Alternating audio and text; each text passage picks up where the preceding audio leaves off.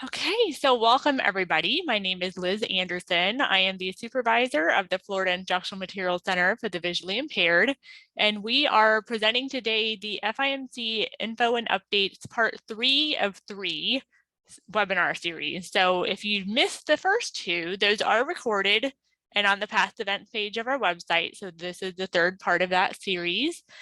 There is a handout of this PowerPoint available on our website on the upcoming events page of our website.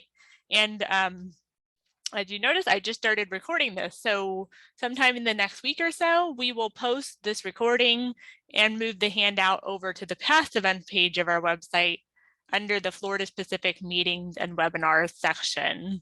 And I don't know if maybe Tiffany or somebody maybe wants to put the link to the upcoming events page in the chat, just so people have that handy in case they want to go grab the handout. Because there are screenshots throughout this handout that you may want to refer back to later. Okay, so our agenda for today. So we've done our welcome. The first topic we're going to go over is returning and ordering materials. So what you need to send back to us at FIMC and what you're going to want to start doing to get ready for next school year. That's going to be most of our time together today. And then at the end of this, we'll go over a few updates from FIMC and talk about some other upcoming events. And we'll do our evaluation, which we always appreciate you all filling those out. And we will be done by 3:30, or at least do our very best to be done by 3:30.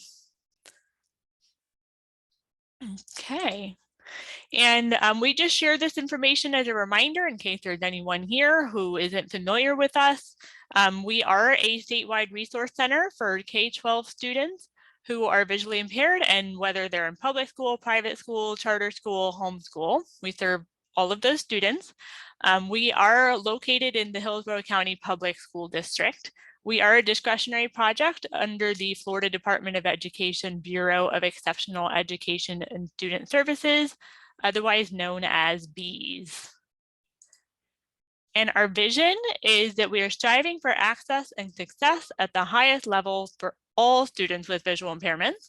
And our mission statement is to promote the success of Florida students with visual impairments by providing free, high-quality, accessible instructional materials in a timely manner, and providing teachers, administrators, families, agency, and anyone else involved in the education of students with visual impairments with resources and opportunities for training and professional learning, which is why we're here today. So for this webinar, your objectives are, your goal is to learn which materials to return to FIMC-VI and how to order textbooks and other materials from us, and to learn a few other updates related to us and visual impairment in the state of Florida on the whole. So we are offering in-service and or ACVREP credit. We do this for just about everything that we do. There is an opening code that you're going to want to take note of right now. And then at the end of the webinar, I will explain how to obtain credit. So right now, your opening code to write down is going to be check. And I put that in the chat. If you can't find your notes at the end, it will at least be there in the chat. All right, so before we continue, I do want to, since somehow we are already in the last 9 weeks of the school year, I think for most school districts, this year just kind of flew by. I wanted to ask you all to type in the chat, what is one success that you have had this school year? Because I know there's probably been a lot. There's probably been some highs and some lows, but I wanted to hear from you all just to kind of think about what the great success, one thing you're really proud of accomplishing this school year that you'd like to share with everybody.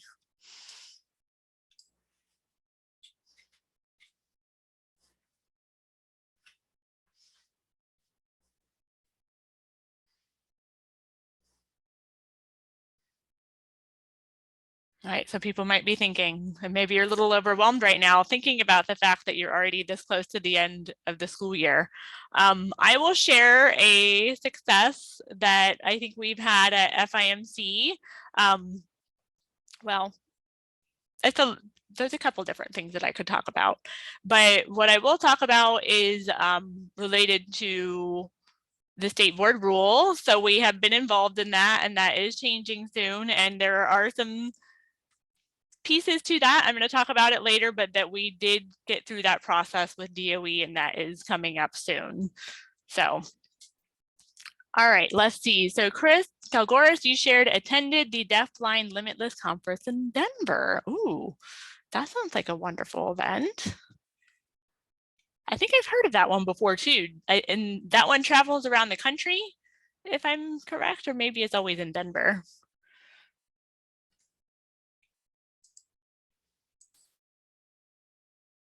Okay. All right. So you all are being shy today. That's okay. I'll keep going with the slides here.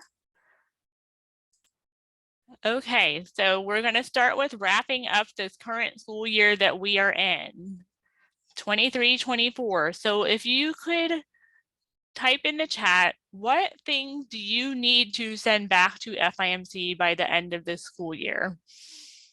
Of all the things that maybe you received from us, what are the things that you think you need to send back to us before you close out and head off for the summer? Or maybe you're going to work for ESY. Okay, Jessica said textbooks. Polly, any other thoughts? Page Blaster, technology. So you all are on the right path. I'll say that. So on the whole, textbooks and assistive technology are the things that need to be returned to us. With the technology, sometimes it does depend on looking at what's here. These are, I know the Poly comes back to us, the Page Blaster, if that was the loan library item, that does need to come back to us. So I think you all, at least you're starting in a good place, and we're going to talk about the other things that maybe you borrowed from us to just confirm what your thinking is as far as returning things to us.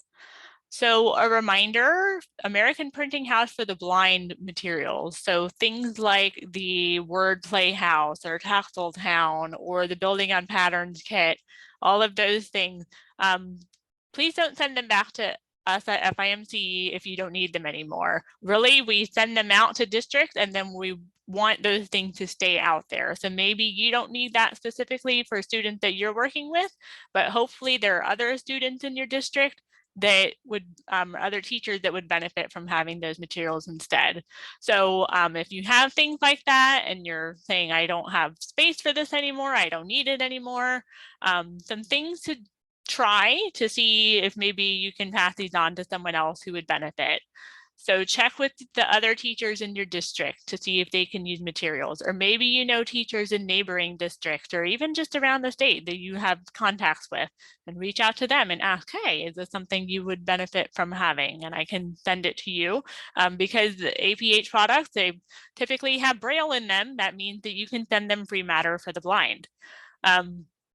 We have on our Canvas resource site, so that's the site where we have all of our resources about various topics related to serving students with visual impairments, you know, the ETC, students who are deaf-blind. We also have a discussion board on there, and one of the topics in that discussion board is our APH swap meet. So we will put things on there that we have that might be like parts of a kit, or things where we just have extra and we're just trying to get rid of it. So we will post things on there, but you all are welcome to go on there too. If you have things and you've, you know, communicated with the people in your area that you know, and that didn't work. So now you can go on that swap meet and you can post and say, hey, I have this. If anyone is interested, let me know and I will send it to you. Anything that's incomplete, if it's dirty, old, falling apart, just feel free to throw it away. That's fine. We're okay with that.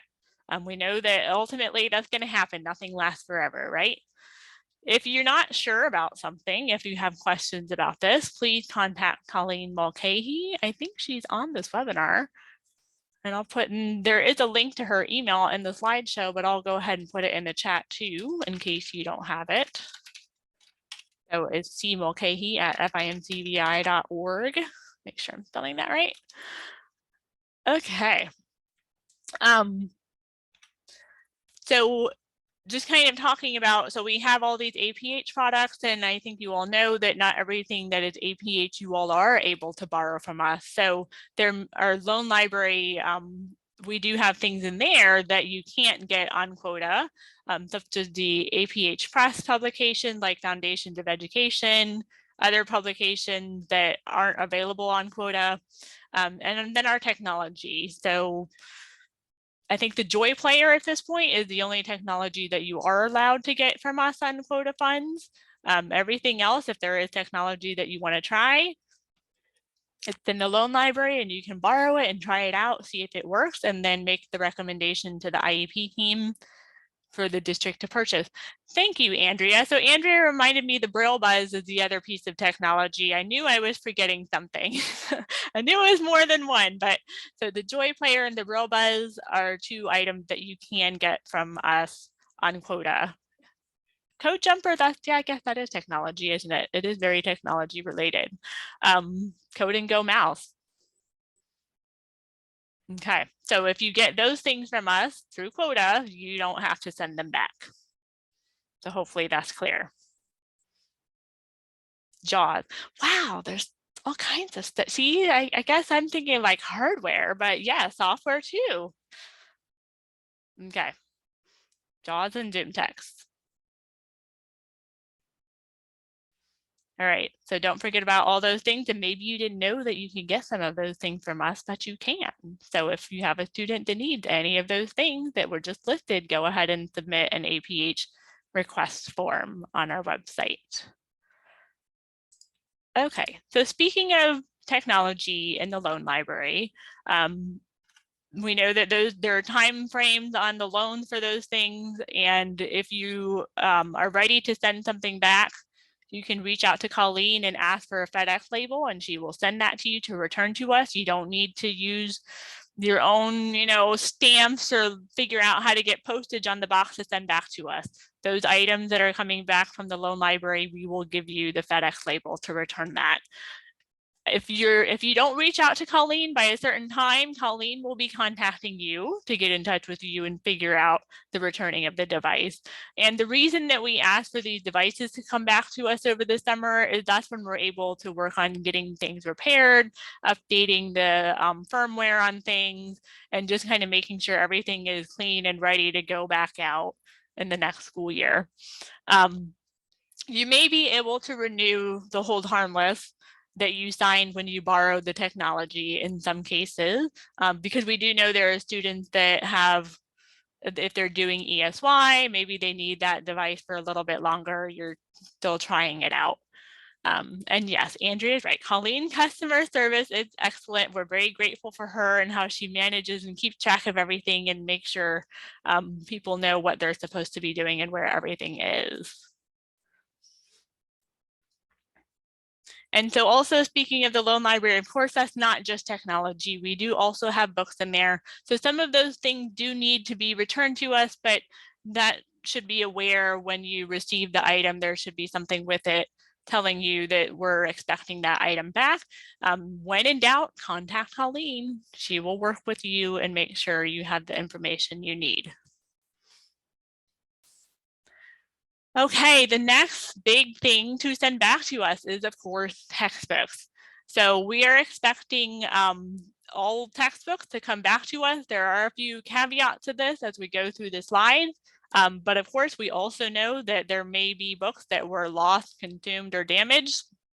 And we want to get some kind of notification of that, whether you're using that feature in our system or if you're emailing Kathy Cagle to let her know. This picture that's on this slide is from our old home. If you all ever came to the Manhattan Center, that's what it would look like in the summertime. We would have rows of mail carts just filled to the brim with boxes of textbooks that had been sent back to us. And now we're in a different location, doesn't look like that, but we do still get a lot of materials back. Yes, memories. Okay, so when you're talking about textbook returns and thinking of these things coming back to us from all over the state, every single district, all the way from up in the Panhandle down to South Florida, that's a lot of things coming back to us at once. So it is quite a significant amount, which is why you saw that picture with all of those mail carts. So between now and the beginning of next school year, end of summer, Denise Battle, who is our manager for shipping and receiving, she is going to be receiving maybe up to as many 15 of those big mail crates a day. So we have a very close relationship with our USPS professionals, our mail carriers, and that's about 3,000 books, maybe 23,000 volumes, 6,000 volumes a month. So every single box, we have to open it and we have to scan it so we know that it came back in, and either we're putting it on the shelf or we see that there's a request for that book and we get all of the volumes back together and send it out to whoever requested it next. So I'm telling you all of this to help you kind of understand why we ask for some of the procedures that we're going to ask for when you're sending things back to us, because all of these boxes look the same. The Braille volumes all look the same. They all, like you can't really tell just by looking at a Braille book what the book is. So it really helps if we follow certain procedures to keep books together and make sure we don't lose anything. And this is just to give you an idea of kind of our setup. This is also from Manhattan. This was one of our book storage rooms. We had 5 rooms there. We still have 5 rooms at our new location where it's just floor to ceiling shelving with our Braille and large print books in there. And every single shelf has a barcode on it. And all of those books have a barcode on them. So then we can keep track of what shelf, what room, what shelf is a book on. So then we can go back and find it later when we get that request in. Okay, so the books that don't need to come back to us. So if the volumes are damaged, go ahead and recycle them at your location. If it's missing, obviously we want to know about that. If it maybe it got bugs on it or whatever happened to it, send other volumes back to us. But in the box, put a note saying, volume 5 of 17 was damaged, is lost, whatever.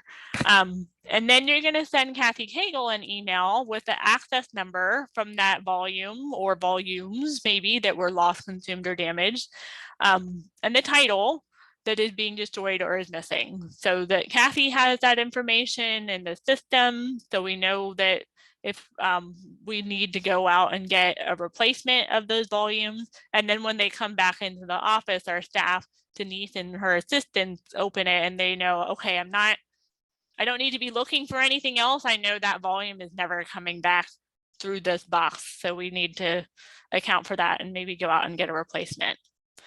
So I'm going to put Kathy's email in the chat, kcagle@fimcvi.org. Okay.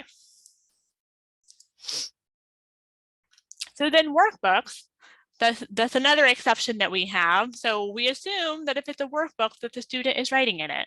And with that, we're not expecting that book to come back to us. But maybe we sent it out to you and the student didn't write in it, and it's something that we can get back. So with those, if you're not sending it back, you would send Kathy an email with the access number and the title from the barcode label on the book to let her know that it's been used and you're throwing it away. Or with this, if you're talking about the whole book, then you can use the lost, consumed, or damaged feature in the online system. That feature just doesn't work as well if we're talking about individual volumes from a 40 volume book. But when we're talking about the whole one, that feature is a good way to communicate that information to us as well. All right, so packing up the books in boxes. So we asked for this procedure to kind of help us make sure when we get a box and we open it up and we see, okay, I have 5 boxes here, but on the outside it says there should be 7 in the set of boxes that was sent from the teacher. So that means that there's 2 more I'm waiting on, or that hopefully didn't get lost somewhere. So pro tip, when you get your books at the beginning of the school year, save all of those boxes, collapse them down, put them in a corner somewhere. So when you get to the end of the school year and you're sending them back to us, you already have boxes on hand to use. Okay, so the first thing to do is to try to keep the volumes of a book together in the same box. So you may have, 4 different books from us. Try to, okay, I have box number 1 here. I'm going to fill this with all of the volumes from the first book until maybe if I have room for another volume from the second book, and that's okay. Just put a piece of paper separating the 2 books. So let's say you've got 6 volumes of Braille books in a box, and the first 5 volumes are for one book. Now you're going to put a piece of paper, and now you've got the volume from the second book, just to kind of help us as we're pulling things out and give us like a visual representation of what's happening in that box. Because again, it's very hard to just look at a Braille volume and know exactly like, oh, this is not the same book as this other one. Okay. Number the outside of the boxes. So like I was saying, if you're sending us 16 boxes, which I'm sorry if you're sending us that many boxes back, sending us 6 boxes, just on the outside of each box, put, 1 of 5, 2 of 5, 3 of 5. So we know what to expect. So we know like maybe something got separated in the shipping process, or hopefully a box was not lost. So on the outside, just writing your name and district too. So that gives us a quick, because sometimes the labels that we get, it's not always clear exactly who it came from as well. So that just helps us too. So putting your name and the district, and then that numbering on the outside of the box somewhere. And then you're going to put our mailing address on there too. So it's going to go to FIMC-VI, attention Denise /shipping textbooks, and then 1208 Wishing-Well Way, Tampa, Florida, 33619. And for postage, you don't need postage. It's free matter for the blind. So wherever the postage would normally go, like on the top right corner of the top of the box, you can write free matter for the blind nice and big, so the postal service workers can see that. If you come across postal service workers who are not familiar with that program, the link that's on the slide will take you to a USPS website that explains it. So you can show them, this is USPS information, this is what the program is, and this is why I don't have to pay postage on this shipment.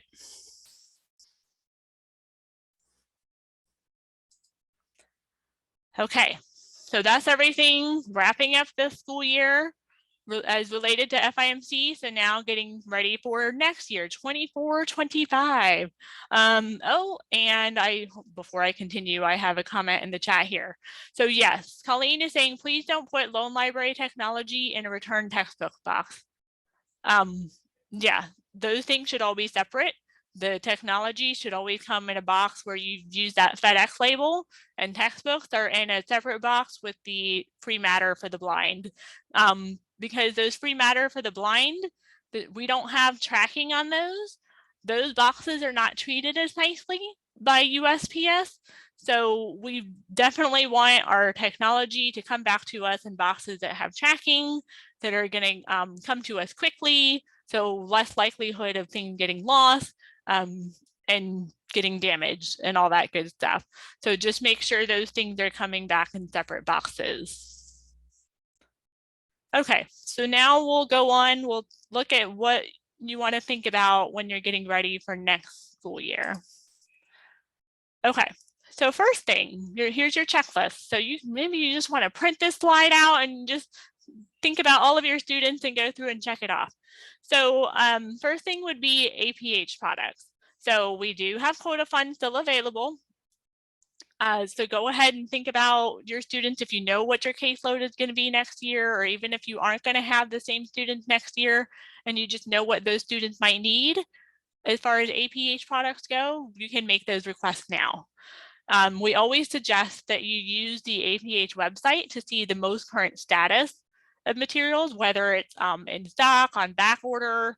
They have been discontinuing products because there are some things where they're just updating it to through like a refresh, or they're modernizing the product. So it might be one of those things that you see in a catalog, but it turns out it's been discontinued.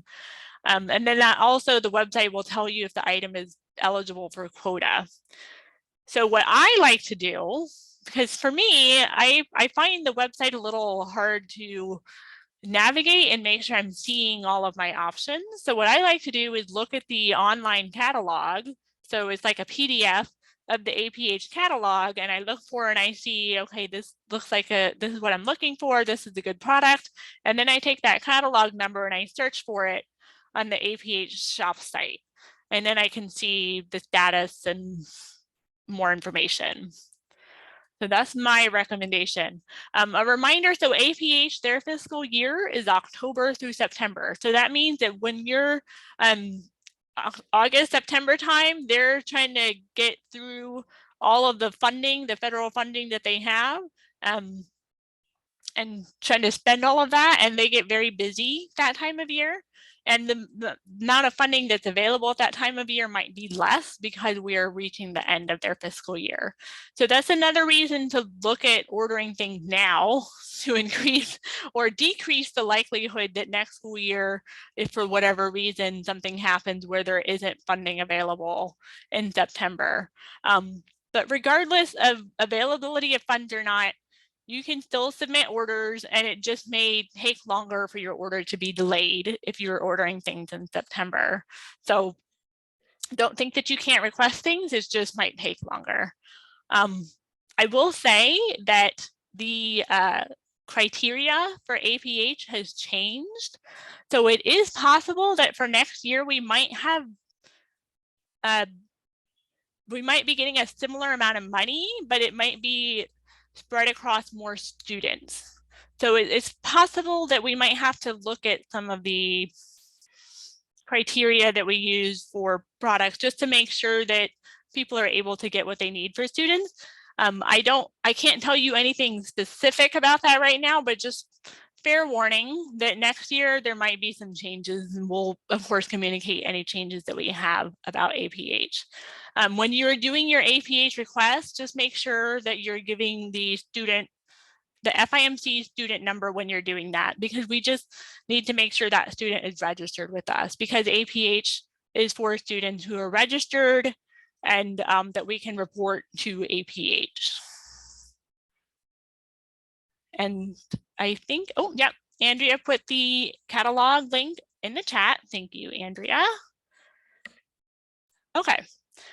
So the next thing we have on the slide is the Print Braille Early Literacy Program. To make sure everyone's aware, we communicated this in a newsletter, but not everyone may have caught this. This is our Scholastic book program. So if you were using the Scholastic book program and then suddenly you didn't see anything about that on our website, this is just the new name for it. It's the same program, but this is what it's called now, and it works the same way, where you fill out the form and we have our list of books that you can choose from. We process those orders monthly, and it takes about 6 to 8 weeks. So that means you're thinking ahead, you know, what's going to be happening like a month and a half to 2 months from now and what books you might want. So with that, you probably want to start ordering for, if you serve students in the summer, order those now and think about next school year, like early fall, and what you want to order. They do release a new catalog usually around the beginning of the school year. Well, they're supposed to, I'll say that, but it usually takes them a while to get that to us. So if you're ordering books at the beginning of the school year, the books you request may end up not being available because we haven't received the updated catalog yet. But either way, just if you are serving students that would benefit from those twin vision books, you know, where you've got the print and the Braille overlay, where books like Pete the Cat, all that fun stuff, the students, you're getting 10 books a month for free that you don't have to send back to us. So you're just getting whatever you want, and you can send the books home with the child to use with their family or to keep in the classroom with their peers. It's up to you, but this is all free for our students. Okay, The next thing we have is Braille writers. So now is a good time to take stock of your Braille writer inventory and think about, do we need more Braille writers? Do we have some that are repaired? Do we have extra Braille writers that we don't need anymore? So we do have our form that you can use to get additional Braille writers or have them repaired. If you have Braille writers that you don't need anymore, go ahead and contact, I'm going to put her email in the chat. Go ahead and contact Denise, so dbattle@fimcvi.org, and let her know that you have Braille writers that you just you don't want them anymore. We have had some people do that, and we'll have them come back to us and we'll check them out and see if they need to be repaired or not. But because especially if they aren't being used anymore, it's nice to get them out to where they are needed, because we did have a time during this school year where there was they were out, like there was a shortage of Braille writers, which was a real problem because that's like a primary tool for a lot of our students. So we were kind of scrambling to meet that need. So just keep that in mind too. Okay, the next thing is Lego Braille bricks. So we still have kits available for that. If you want to request that, and that's for students who are registered with us because that is an APH product. Just go to that form, fill it out, and there are criteria that you have to say, yes, I agree to. Those are things that were given to us by APH. So agree to all of those things, and then we'll send a kit to you. Those kits cannot be sent home with the child. They're expected to stay in the educational setting. And again, that's APH's criteria. So we make sure people are aware of that so you can all follow that. Okay. And then our last thing on this slide to think about for next year is consider being a mentor. So maybe you would like to, and this doesn't even have to be for someone in your district. That's wonderful if your district has a mentor program, but I think a lot of you, especially if you're in a small district, that's not an option. So we do here at FIMC, we have been partnering with FSU to help connect teachers that are maybe new to the field or new to the state to help them find a mentor. And this could be it depends on what that person is looking for, the person who is looking for a mentor, what maybe you would be expected to do, but we also aren't going to match you with someone if they're asking for more than what you've agreed to. So maybe you're just answering questions a few times over the semester, you're giving feedback, or maybe you're gonna have them come and observe your lessons, or you're gonna go and observe them, helping with initial eligibility or reevaluations. So it could be that, or maybe you're even, if you haven't done this before, this is a great opportunity, is maybe you want to be a teacher, supervise a student intern. So that's something that I know FSU is always looking for placements for that. And the nice thing is interns tend to stay, I think, because I did this myself and I know other people who did too, where you do your intern, a lot of times that's where they end up going to work. So if you're looking for teachers, this is a great strategy to get people into your district and get to know them, you get to see them, and then I'm sure you probably have a vacancy because just about everybody does. Then you can offer them a position and get them, hook them in, get them on in your district right away. And I know FSU is also looking for people to supervise O&M practicums and things like that. So think about that. Or if you are looking for a mentor, we also have the two different forms on the slide. So the one is if you are interested in being a mentor, or if you are looking for a mentor, we will help, we with FSU will help make that connection.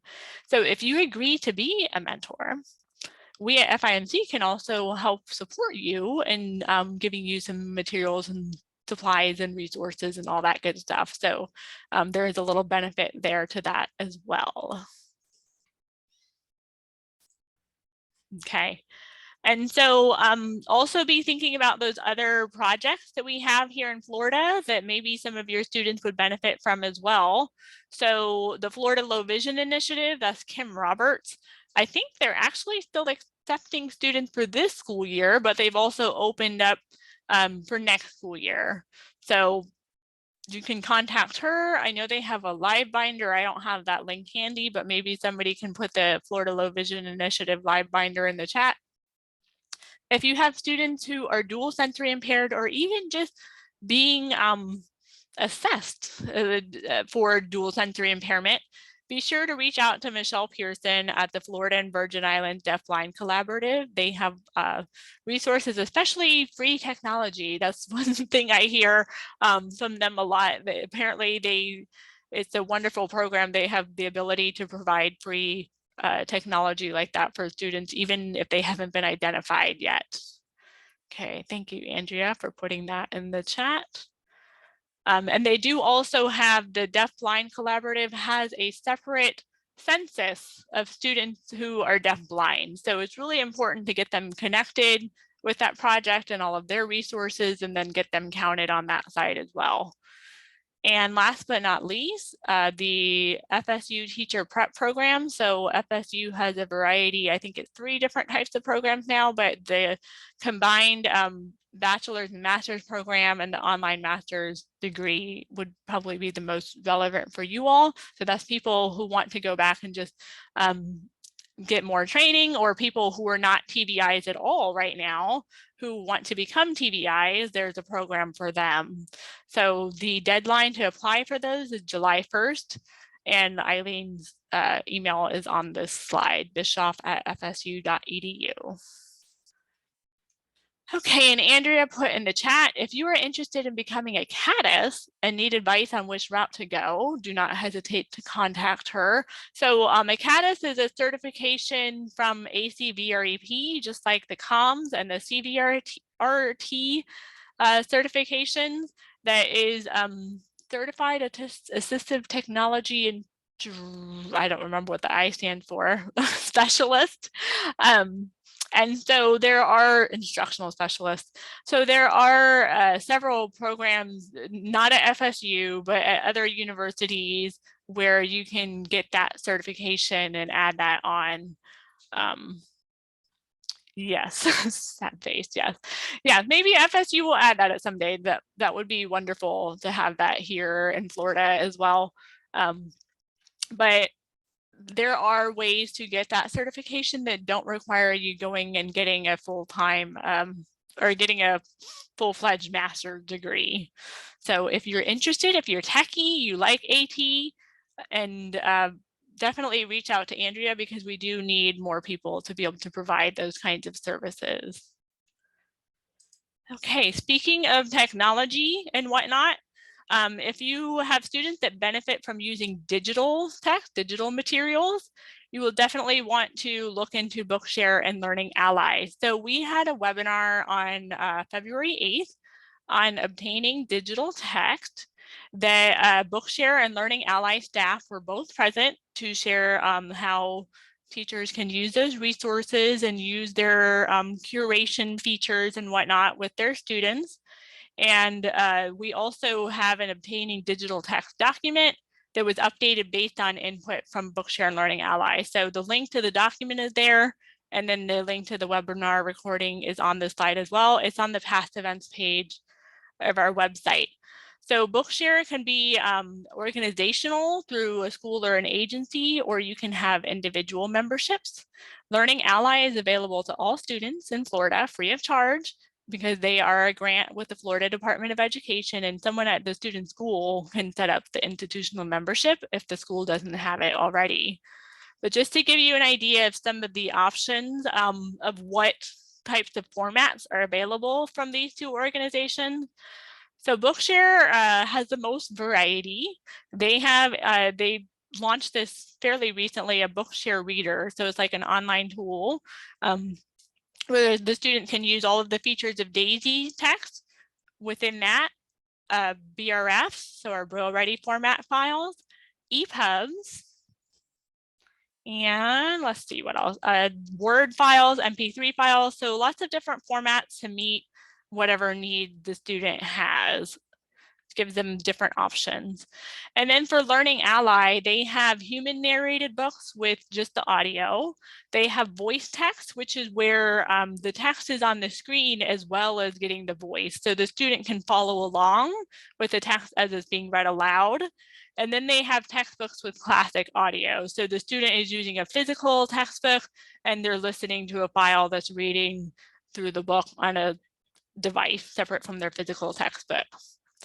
So some different options here. So do check those out, or maybe check around. Maybe somebody in your district is already using these things and they can give you some tips too. Okay. So let's talk about ordering textbooks for next school year. So of course, time is of the essence when we're talking about textbooks, especially if it's a new adoption or a book that we have not had a request for in the past.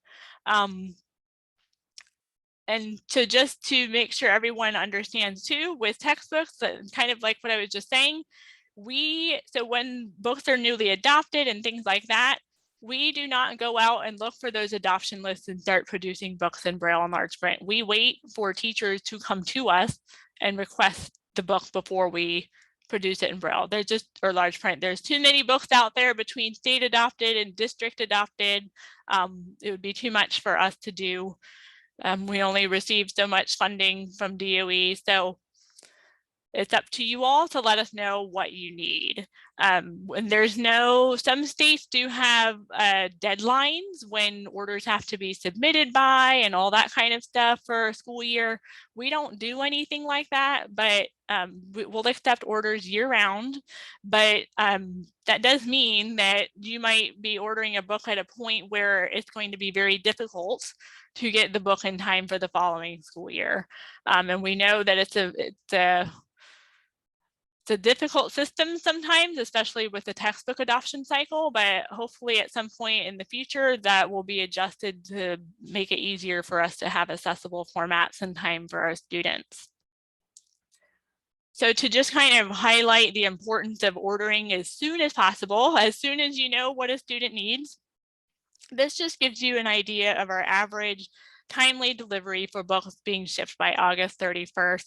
And so you can see how if a book was ordered in April, 86.9% of those books were shipped complete by August 31st. And shipped complete means that all of the volumes of a book were shipped. We do send out, especially for Braille, we're sending out volumes for new transcriptions as we're receiving them. So you could start receiving volumes within a few months, but then it's going to take many months beyond that for you to receive the complete book, all of the volumes, especially when you're talking about more technical materials that have a lot of graphics and things like that. Your math and your science materials, because I think we all know that Braille is very time and labor intensive to produce. Unfortunately, there are things that can be done to speed up the process, but we still haven't found like a silver bullet to just make it, like something where you just click a few buttons to make it happen. It's still a very human intensive endeavor to produce Braille textbooks. Of course, large print does not take nearly as much time to produce as Braille, so thus the percentages you see here, it's going to change whether you're talking about large print, a book that's already been produced, a literary book that's never been produced, or a technical textbook that's never been produced. The percentages are all going to be different. But even if you request a book in August, the average timely delivery is 45.9%. So the percentage is going to go down the closer you get to the beginning of the school year. So do order books. Hopefully you know at this point what a student is going to need for any of your classes that they're going to be enrolled in next year. And you don't have to wait till you have that whole list either. It's just each class, once you find out, go ahead and request it from us. And then you find out a few weeks later, okay, for this subject, they need this. Then you come back and you request that book. All right. So here's a checklist for you to keep in mind when you're ordering textbooks from us. So the first thing, make sure the student is registered with us. So they're in our system, they have an FIMC ID. Make sure you know where the book is going to be sent. You have the ISBN for the book that you need for the student. You yourself have a login for our system. We do have a link on in the online system homepage, or a form as well. If you forget your login, whether it's your user ID or your password, you can fill those out to get that sent to you. If you don't have an account yet, go ahead and use our staff authorization form. So the link is here on the slide.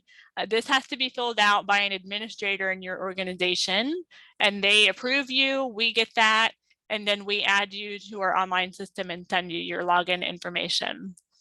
There is a page on our website that has some reminders about ordering textbooks. So if you can't remember something from here and you don't feel like coming back and looking at the PowerPoint, you can look at that page too. And maybe that's even something you could print out and give to an administrator to help them understand the whole process.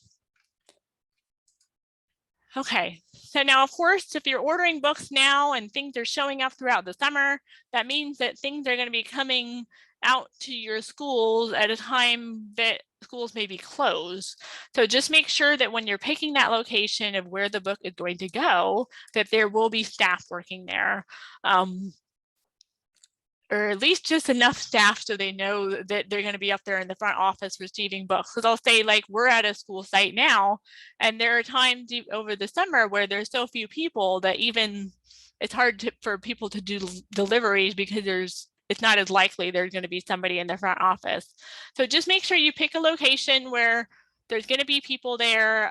The people in the front office know to be looking out, to be expecting that there's going to be boxes coming, maybe lots of boxes, and where they should go. So ideally, you can work with custodians or other staff at that site to say, okay, this is where I want all of these things to be delivered to. Because I'm picturing school front offices, most of them don't have room for a whole lot of boxes of textbooks. So you're probably going to have to find like another space. And then you can clearly mark it, put up a sign that says Braille textbooks. Do not remove, do not do not throw away, whatever you have to do to make sure everyone knows what that is and where it's supposed to be. And like I said, save those boxes, pack them down, shove them in a corner somewhere, and use them at the end of the school year to send things back to us. Okay, so now we're just going to go through some screenshots that are related to ordering textbooks from us. So you're going to the online system site of our webpage. So if you go to FIMC-VI.org, in the top menu, there is a button or a link, I guess I should say, that says online system. So that's how you can get there to sign in and do all of this. So once you're in that system, after you log in, there's some top menus on that site. There's a section for my account, where that's where you can update your personal contact info.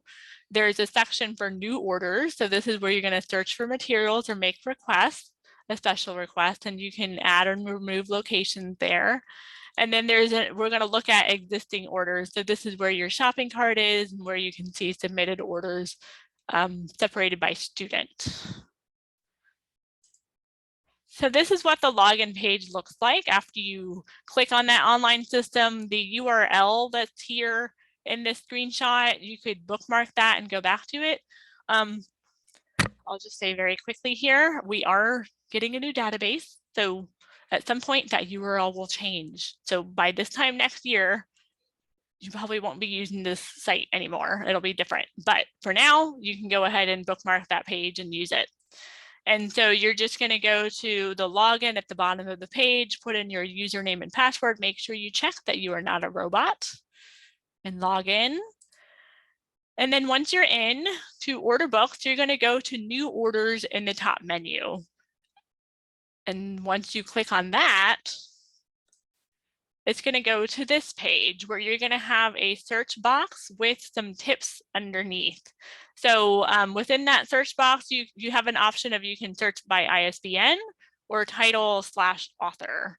So if you are looking for a textbook, you always want to start with the ISBN. So use that because There's so many things going on with textbooks that to search by the title of the author, you're going to come across all kinds of things that may not be what you're looking for. So use the ISBN for textbooks, and you're going to use the ISBN that's found on the inside title page of the student edition. And don't use any dashes or spaces when you're filling that out. The ISBN can be kind of tricky, especially when you've got like a bundle of materials, like there will be an ISBN for the whole bundle of items if there's like digital content and supplementary material, but we want the ISBN for that physical student edition book. So that's what you're searching for. If you're looking for leisure reading, recreational reading materials, search for by title and author, because of course with that, there's going to be potentially multiple versions and copyright dates and whatnot. So that's a better way to go if you're looking for those kinds of materials. Okay, so if you're searching for a textbook, you're going to put that ISBN in that box and click on search. And then this is what the results screen may look like, where you're going to have a list. It may just be one thing. You may get no results, but there may potentially be a list. But for each title that shows up, what you have is the title of the book, the author, all this information, and then you have the formats. So these are the formats that are available that we offer for a lot of our materials. So you have Braille UEB, Braille UEB Nemeth, large print. Braille eBay is still there because that's just a holdover from before, but we really don't want people ordering eBay, right? Because that's that's a code that doesn't exist anymore. So it's just there because we had those materials in the past, and there may be some still lingering on, but we do expect that to go away and to not be used. So then you'll see in the table here, there's in stock and obtainable. So the number in stock and number obtainable. If for in stock, what that means is that the item is available and it's sitting on our shelf. So when you submit the request, that means once we get to that item in our list of things to ship out, we're just going to go get it off the shelf and send it to you. And that should happen very quickly. If it says obtainable, there is nothing in stock and obtainable, that means that we have had that item produced in the past, but we're going to likely have to go get a copy of it. So that means there's going to be a little bit of time for us to go out and have that copy produced and send that out to you. So that will take a little bit longer. If there is nothing in stock or obtainable, then that means you're going to need to use this special order request link. Those are the items that are going to take the longest to send to you, because that means we've never produced it, not on the shelf. So now we're going to have to go and find out, has anyone else ever produced this book? We have ways to kind of look and see that. If not, now we need to go find a vendor to produce this book. So all of those things take time. Make sure I'm not missing anything here in my notes. Okay, so hopefully this makes sense, but so that just gives you an idea of what your options are and what is showing on this screen.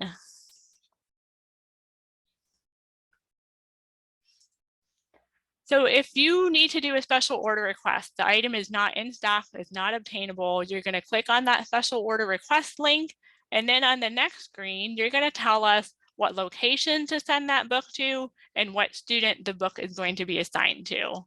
So for the location, you click on the drop down as you see in the screen circled on the right, and then you click on, and so what shows in that drop down when you click on it is the locations that you have selected that are tied to what you're saying that you want to view and see. Because we have a very lengthy list of locations in here. And I'll get into that more later, but so you can, the add remove location button is there for you to kind of modify that list so you're not seeing so many. But as far as the student goes, you are either on the left, you're going to pick the student name if it's a student that you have ordered things for before. If you haven't ordered for that student before, then on the right, if you have the student number, you're going to put that in and the first two letters of the student's last name. But if you don't have the student FIMC number ID, then you're going to have to reach out to the other teachers that are in your district to see if they have it. Hopefully that's something that's being kept record of with the student file, like when a student is passed on from one teacher to the next, or you're going to have to reach out to Kathy Cagle at FIMC to find out what that number is. We're hoping to make this process a little bit easier with our new system, but for now, this is the process that you have to use. Okay, so this is showing you more about what happens with the add remove location. So when you click on that add remove location button, it shows you all of the locations that are within our system. And if it's one that you want to be able to see, then you just click on it to make it enabled, then it gets highlighted in blue. If it's one you don't want to see, it's like I don't need to be digging through all of these options. Then you just click on it so then it is no longer highlighted in blue and does not say enabled. If you are asking to send a book to a location that is not in our system yet, there is and I don't know if you all can see my pointer, but there's a click here in blue on the right side of the screen. You're going to use that link and you're going to send a request to add the location that you need to have it added to our system. Okay, and so once you're done on this page, you're going to click on save. And then you're going to be choosing your student. And so like I just said, you're either going to pick the student in the drop down if you've ordered, or you're going to put in the information that you do have. If you don't have that needed information, then you're going to have to contact Kathy Cagle.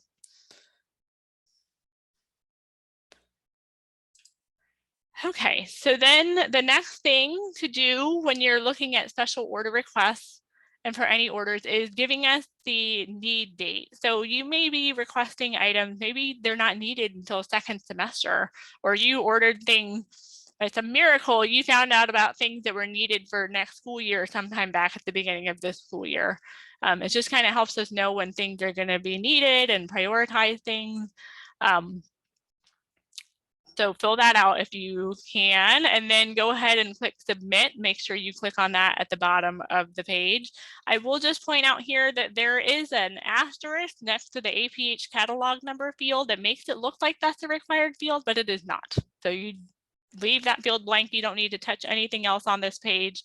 Just see if you have an item need from date and put that in there. Okay. So then after you select submit, it's going to show you a view of the special order requests that have been made. So it's going to show the ones that you've made and their status. So let's say you submit one and you realize I don't need this book anymore. If it hasn't reached that point in our processing yet, you may have the cancel button there, and you can go ahead and use that if you need to cancel. If the cancel button is gone, and you need to cancel the order, you need to email Kathy Cagle directly and let her know that she needs to cancel that request.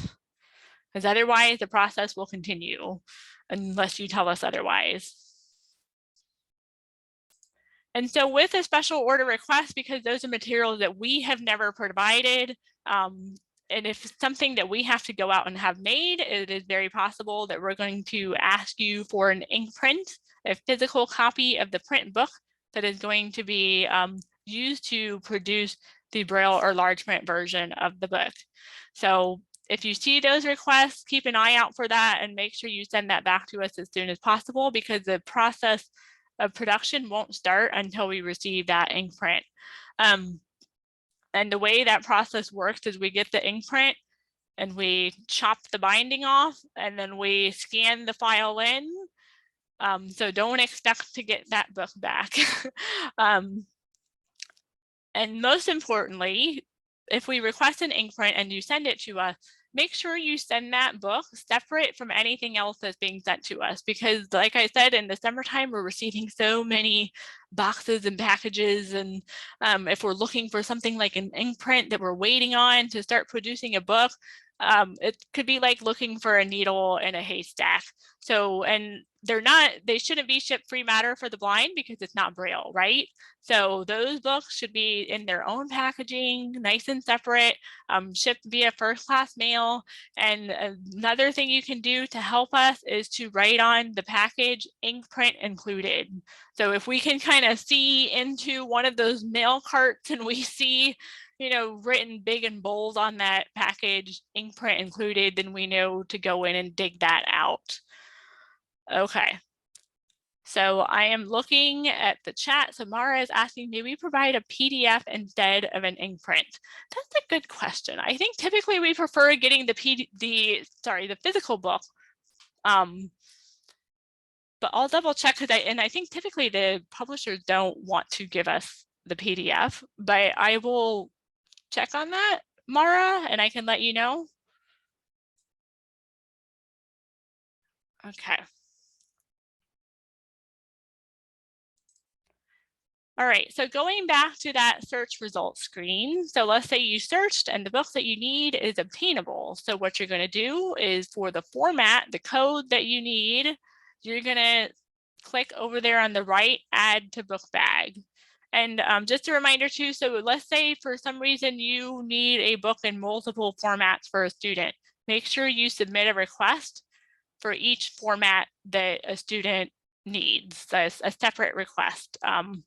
Don't like request the format and then put like in or think that we're going to be able to give you multiple formats for the same book. We need to see each of those separated out. So let's say you want this book in Braille UEB with Nemeth. And so you're going to do add to book bag. And once you click on that, this window is going to come up. And this is just kind of a reminder that this is going to be a process, right? So not like our books that are on the shelf. This is something that is going to take a little bit of time to get to you.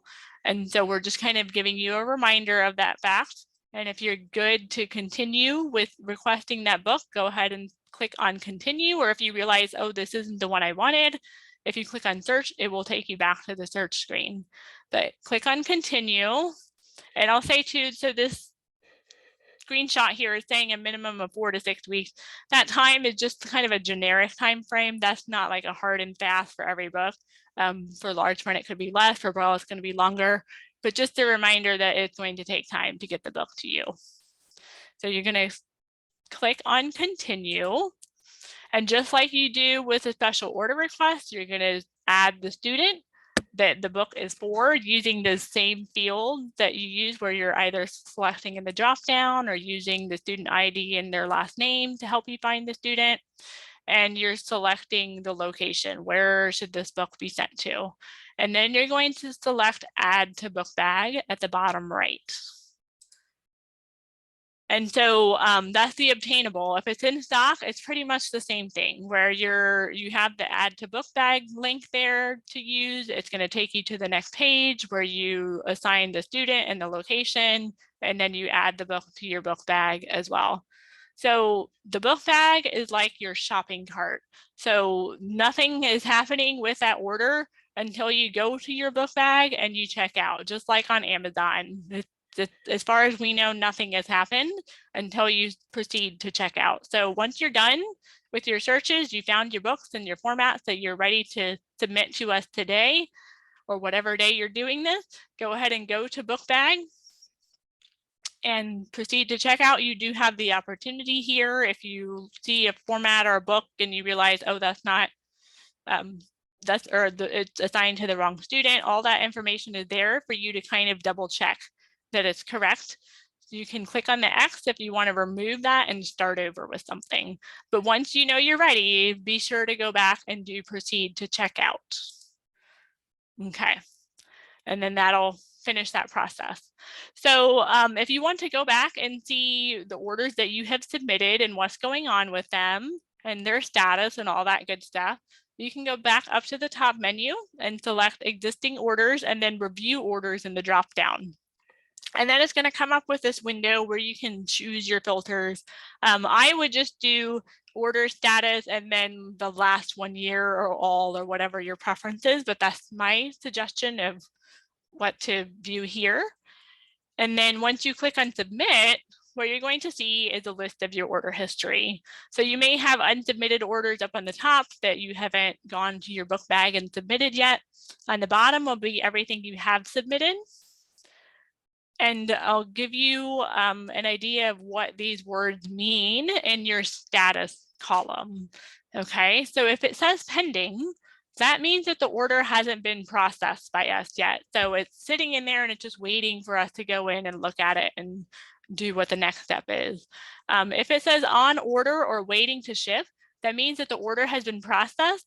It just needs to go to that next step. So we know that it's there, we know you've requested it, but either we're waiting for somebody to start working on it or for somebody to go get it off the shelf and send it to you. If it says item partial, that means that the order has partially shipped. So hopefully if it says that, you have received something, some volumes of the book. If it says complete, that means that the entire book has been shipped to you. Again, hopefully that means that on your end, you have received the whole book. And just to note, so if you submit special order requests, they are shown as not processed until the ink print is received from the vendor. So we may have looked at it, but we're not changing that status until we receive the ink print from you.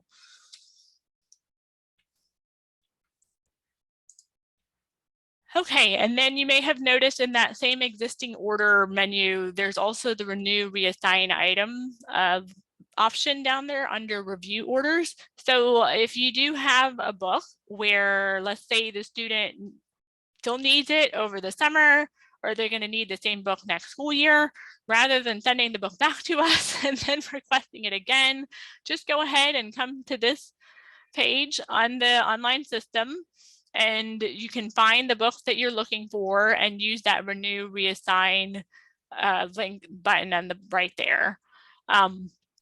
This also allows you to reassign the book to another student. If you have another student in your district that you know, well, they're going to be taking that class next school year. So rather than sending it back, let's save some time and effort and just reassign the book to the student that's already in our system and just keep it on hand for them next year.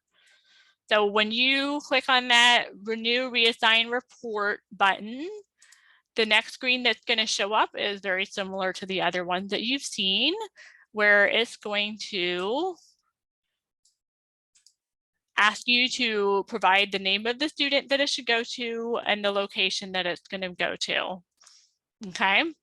And so you do those steps, you click on submit, and then this little window pops up that's kind of like a confirmation just to make sure, is this what you are looking to do?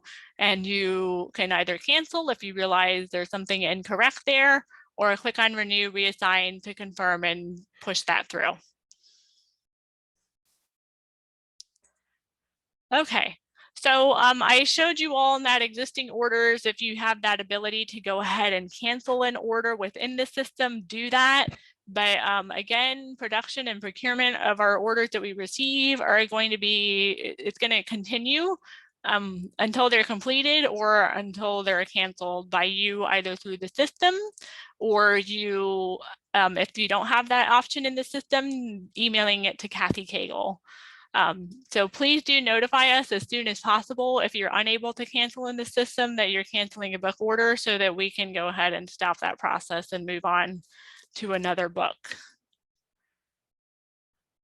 Okay, so that is wrapping up our textbook ordering. So just some reminders for you all.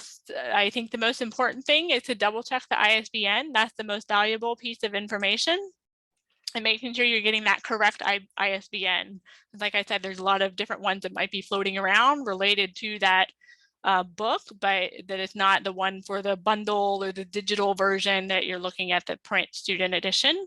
Time is of the essence. Looking at those timelines, the sooner a book is ordered, the more likely it is that the student will have it when they need it. And like I mentioned, you don't need to wait until you have all of the books that a student will need. Once you know what a student will need, you could submit an order every day for the next 2 weeks. Doesn't matter to us, just submit them as you get them. So go ahead and use, as you're submitting those orders, use our online system to track your orders and see what's going on with them before you call Kathy about those, because the status does get updated within our system. Make sure you keep your FIMC login information in a secure place, as well as your student FIMC numbers in a secure place to expedite that whole process. And report any problems that you have with the book to Kathy as soon as you identify one, if it's something that we need to fix before we send out a book again.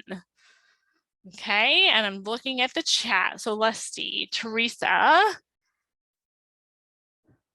Okay, if you have sent back to FIMC a volume of a book several months ago and is still shown as not received, what should you do? So Teresa, could you send an email to Kathy and let her know, because it might be something that got lost in the mail. So send her, if you have the other, yeah, the information of what's there in the online system, yeah, with like the asset number and all that good stuff. Yeah. Okay, thank you. Okay.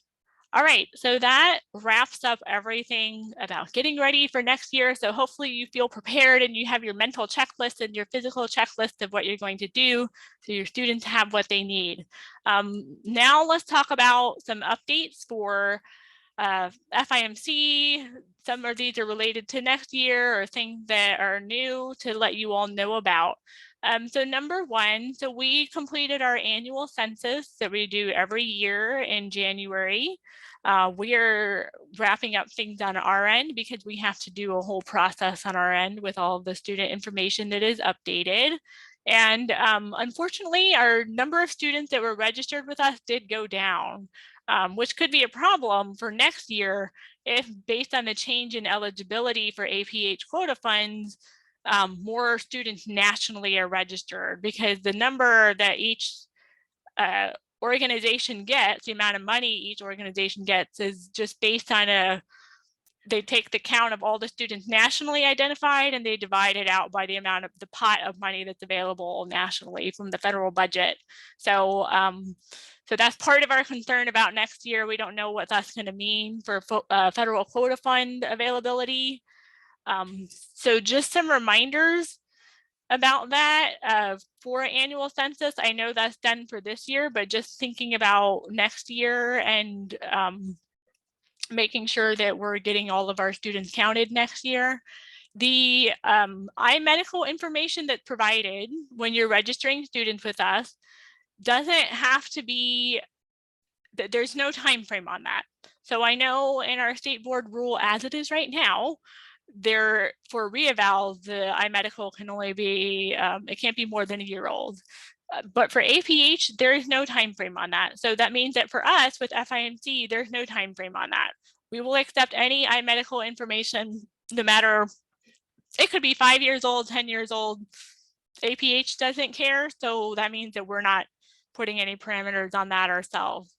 So, and maybe the iMedical report is not there in the file, but you have it in the IEP, like you got the documentation in there, go ahead and grab it from there if somehow that iMedical got lost.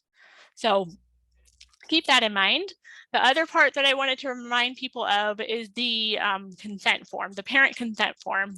So that consent form only has to be signed once, as long as the student stays in your district. So the student, if they're staffed in when they're in kindergarten and you have that consent form there at the IEP meeting at the very beginning and you get the parents to sign it, and that student never leaves your district, you never have to get that form signed again.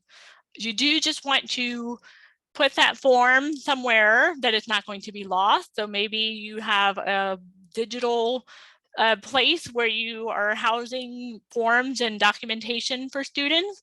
If you have physical copies, just having like a specific, maybe it's a binder that's specifically for students with visual impairments, because I know CUME folders, if it goes in there and other people are looking through, they may not know what that form is and they may throw it away because it's not a district or DOE auditable document, but it is an auditable document for APH. So just thinking about that when you do get that form signed, what's the best way to make sure that it's not going to get lost, and knowing that you don't have to get it signed again unless if for some reason the student moves away from your district and then they come back, then you would have to get it signed again. Okay. All right. So the next thing on this slide, we have the, as I mentioned earlier, the eligibility rule for students with visual impairments is undergoing revision. So if you were at the Vision Contacts meeting last week, we did talk about this. The rule has actually been changed even from last week, and it is going before the state board on April 17th. So very soon, that's 6 days from now, or if I'm doing my math right. So it has changed since last week, which last week that version was different than if you went to the workshop several months ago. So there's been lots of changes happening to it. There is a link on this slide that will take you to where you can find it and make comments. The state board meeting on April 7th or 17th is open to the public. So anyone who wants to go, I think it's at 9 in the morning or something like that in Tallahassee. But either way, just if you haven't looked at the rule yet, go ahead and take a look at it and make any comments if you would like to. Okay, the next thing on this slide is statewide assessment. At the Vision Contacts meeting last week, we did tell the contacts about how we have been working at FIMC with the Bureau of Assessment on how to get our students access to computer adaptive testing during progress monitoring. So there's a lot of pieces that go into that, including making sure that the students who need technology, like we would need embossers and Braille translation software like Duxbury, figuring out, who all would need that and how that would be provided. But all of it is just working towards a multi-year goal. We know this is a goal that's a plan that's going to change throughout as we're going through this. At some point, having the option for our students who use Braille to be able to take the progress monitoring on a computer with assistive technology. And another part of that makes it challenging is making sure that the items that are available are appropriate for our students, that they can be embossed on demand if needed, in a way that makes sense for our students as well with formatting and all of that. So just so you know, if someone in your district went to contacts and they come back and they start talking about that, this is something that's being worked on, but we just know it's going to be a very long-term kind of plan. And we are next year going to start doing more training related to assistive technology, just to kind of get everyone used to the idea of using Braille displays and screen reading software and all that kind of good stuff. So you're going to see more of that happening next year as well, kind of related to what's going on with assessment. Okay, the next thing that I wanted to let you all know in case you missed this. So within the past few months, we launched a new Canvas course on our Canvas site. It's Early Intervention for Children Who Are Deaf-Blind. This is the second module in a 4-part series that the National Center on Deaf Blindness is developing. So the first module is already, we put that up last year, at the beginning of last year, and it's the impact of deaf blindness on children. So that one, that first module is already in Canvas, but the second one on early intervention is available right now. And so this is for providers who are working with infants and toddlers who are deafblind and their families, so they can understand how deafblindness impacts learning and development, and they can get knowledge of practical strategies to support a child and the family during those critical early years. Okay, so check that out. That course is also, you can, if you complete, you may earn up to 14 points if approved by your district. Okay, and then also with Canvas, kind of like the middle of this school year, I think, we launched 2 new resource sites that we've kind of talked about doing, and I don't know if everyone is aware of these, but the first resource site is for school psychologists and TVIs. on conducting psychoeducational assessments of students with visual impairments. So there's several different resources in there geared more towards school psychologists. There's a list of the assessments that we have available in the loan library that school psychologists can borrow from us to use with the TVI when they're administering those types of assessments. There are 2 webinars in there that are from APH that are very geared to this topic, that they're presented by TVIs and a school psychologist, so very relevant. If you go in and watch those and pass the quiz that's in there, you can earn 3 points if approved by your district. The other resource site that we added this year is a Braille learning community. So last year we had a UEB math science site, but we've just expanded it out to be all Braille. So whether you're looking at just UEB, more literary, I think we have things in there on national graphics. We have Nemeth resources in there, UEB math science. And for people who are starting at the very beginning, just very basic Braille, all the way up to here are the certifications that are available if you're someone who's looking to be a Braille transcriber. So this is for anyone, any person who wants to learn Braille. And you can sign up for any of these things using the form that's linked on this slide. It's the Canvas sign up form that we have on the form page of our website. And we're just hoping that more people will come in there and help each other learn Braille. And because there are a lot of questions can come up if you're going through that type of material and you don't have anyone to go to for answers, that can be very challenging. So if you do know people in your district or you yourself want to learn more, develop more Braille skills, please do check that out. And if you complete the UEB online course on literary or math, we do provide certificates for those. And those are, I think those are 30 credits a piece.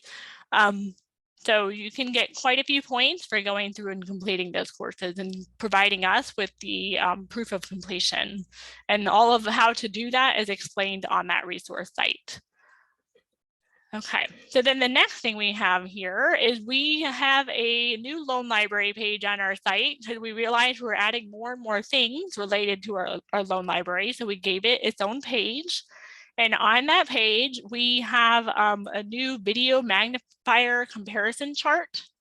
And I didn't even get a chance to add this to the slide, but there's also a Braille display comparison chart. So this is comparing the devices that are available in our loan library. If you're trying to figure out which devices that you want to borrow from us and to trial for your assessment and determine what your district may want to purchase for a student. The video magnifier one includes handheld and desktop magnifiers, and it's just looking at all of the various features of the device. And that loan library page, we're also we're going to start putting more videos on there, just giving you some information about the things that are available in our loan library. So kind of give you more resources and information to help you make those decisions. Okay, so the next thing is Festival of Families at Family Cafe. So those of you who have been to Festival of Families the past few years, and if you don't know about that, what that is an event that we would hold on Saturday. We would move around the state, and it was for families and parents, caregivers of students with visual impairments to come. The children would all come and their siblings, everyone. It was a great gathering. Friday night before, there'd be like a kind of like an evening reception with games and food and things like that. And then all day Saturday, the parents would go to sessions, and there would usually be 2 different session options at each time, kind of like a mini conference, where each presenter would be an adult who is visually impaired, or a parent or family member of an adult or child who's visually impaired. So really just helping them network with each other and learn from each other. And so we've been doing that event for the past few years. And this year we have decided to go to Family Cafe. If you're not familiar, that is a statewide conference put on by the Florida Department of Education for families of children with disabilities. They do have a you can apply for financial assistance to attend that conference if you're a family who's coming with a child who has a disability. But so we are going to be there. We're going to have some sessions from FIMC. We'll have some activities, all kinds of fun stuff going on, and it's over a weekend. So if you would let your families know about that event, that would be wonderful, because you don't need to be there. You can just tell the families about it, and then hopefully they'll come, and we can start being more involved with that conference. And we kind of decided to go to that because there's a lot of other resources out there beyond just what we offer. So we're hoping that by being there, our families will be able to learn even more and connect with even more families. And that is June 14th through the 16th in Orlando. Yes, and so Andrea is saying, yes, there's a potential for families to have their travel paid for. Okay, all right. For next year, upcoming event, the first event that we'll have next school year will be the Abacus Math Bee. So I don't remember the dates because we've just planned everything out. So I'm going to let you all put that in the chat. I believe it's in October, but I could be remembering completely wrong. I think we're looking at October 8th. So that event is for students, just it's a math competition. Students don't have to use an abacus in case that's putting you off. They can use mental math, that's fine. But all abilities and ages of students are invited to come. You as a teacher do not need to be there, but the parents do need to be present. And so this is the third year that we're doing this. Okay, so Sue is saying they're looking at Saturday, October 12th. So yes, and that event will be on a Saturday. We're hoping that that will be better for families to come and join. So fingers crossed for that. And Andrea is saying that, so yes, the Family Cafe application has passed, but just keep that in mind to let families know that that's an option if they're going. That could be something for next year. Okay. It's the third annual, yes, I was right. This is the third time, yay. Third annual Florida Abacus Math Bee. And I'm just looking at the chat here. So, all right, Teresa, I see you had a question. Do we have a list of math tools by grade level available in the loan library? We do not have that. We have a spreadsheet that talks about what APH products would be good for the alternate assessment. That might be helpful because it looks at all the various math topics and which APH tools could be helpful depending on that area of math. So, and that I think is on the resources page of our website. I don't know if anyone, we got some FIMC people here, maybe double check that. I think that's on the resources page of our website. It would be a math manipulative spreadsheet. And I think that would probably be the most helpful to you too, because that just covers the whole gamut of APH products that are available, which is what we would have in our loan library. Okay, so the last thing before we wrap up, if you've been around, you know that we moved about 2 years ago. And for us, not so surprising, it is very likely that we are moving again, but this time, hopefully in the fall. So sometime after September.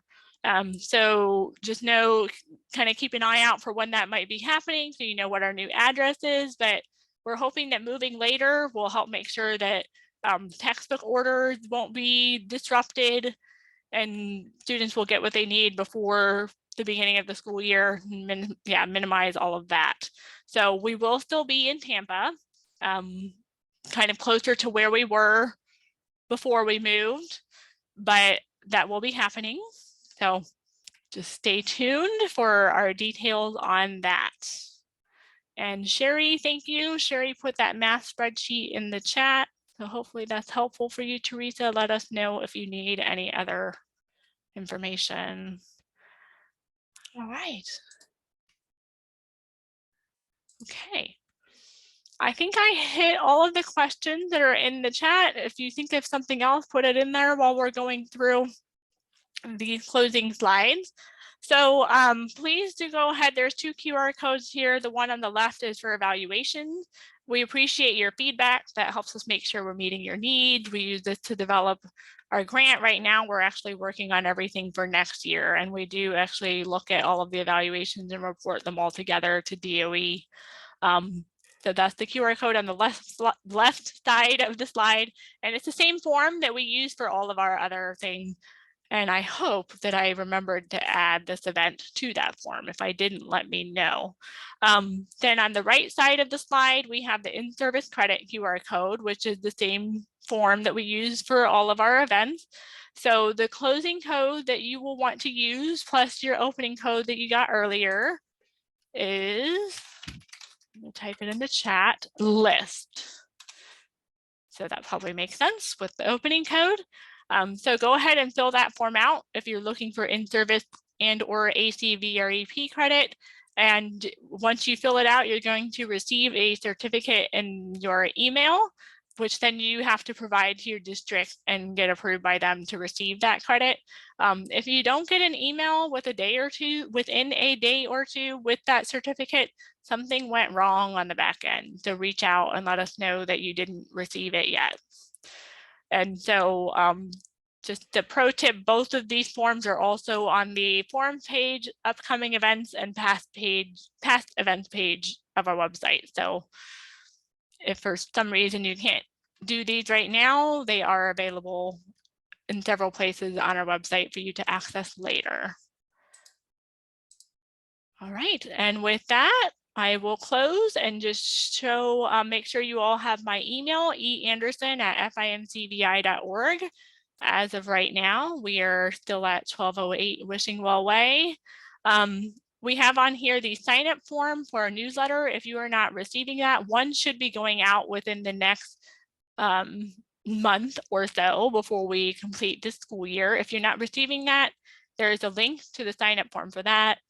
We have our website and our YouTube channel. If you like watching our recorded videos and you want to see our videos that we're producing for our loan library, subscribe to our YouTube channel and you will get notifications of all of those new videos coming out.